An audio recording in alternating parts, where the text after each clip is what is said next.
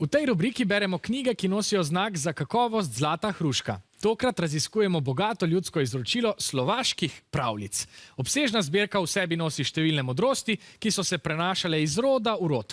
V fantastični pravljični svet sta tokrat odpotovali Jasna in Zarja.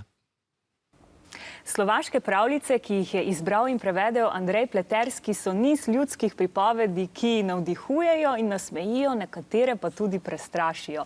V zgodbi Srečni gostač se, na primer, neka ženska vedno znova vrača iz groba. Katere so tebe najbolj navdušile ali pa morda tudi pretresle? Meni so bile najbolj všeč pravljice, v katerih so igrali kralji, kraljice, princese. To pa zato, ker so imele zelo lepo sporočilo, da bi za ljubezen naredili vse, da bi se zelo potrudili za svoje bližnje. Še najbolj pa mi je ostala v spominu pravljica 20 hči, ki govori o deklici, ki se je rodila s prav posebnimi darovi. Ko je jokala, so ji iz oči tekle zlate solze, ko se je smehljala, so ji iz ust padala zlata jabolka in ko je hodila, so za njo rasle zlate vrtnice. Ja, tudi meni so bile te pravljice všeč in te like, ki si jih omenila, se pojavijo večkrat. Zakaj misliš, da je tako?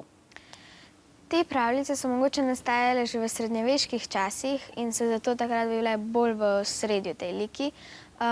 Danes bi pa mogoče bilo bolj kakšna youtuberka ali znanstvenica. To je res, ampak na te pravljice bomo morali še malce počakati. Morda se bodo pojavile čez kakšnih 100, 200, 500 let.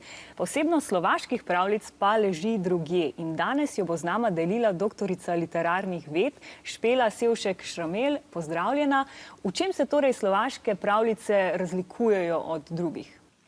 Pravljice iz te zbirke so zapisovali na terenu pred skoraj 100 leti. Zanimiv je podatek, kdo so bili pripovedovalci, recimo nepismen pastir ali pa vaški župan. Meni je posebej zanimiva tista o prefriganem revežu in ubogem bogatašu. Izkaže se, da smo pod kožo vsi krvavi.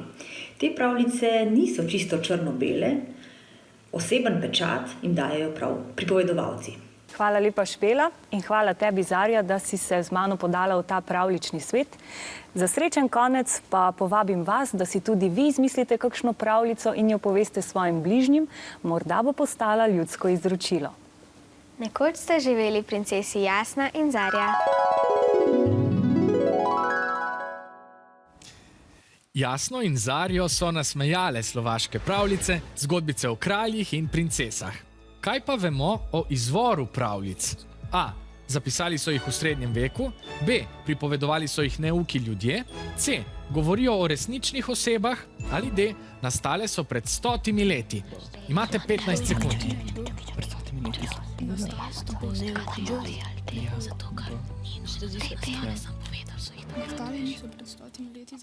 Obe ekipi sta izbrali odgovor B, da so jih pripovedovali neuki ljudje. Doktorica literarnih ved, sogovornica nam je povedala, da so pravljice nastale pred skoraj 100 leti. Med pripovedovalci pa sta bila nepismen pastir in vaški župan. Pravilen je torej odgovor B. 5 točk za obe ekipi. Bravo, dobro ste odgovorili na to vprašanje.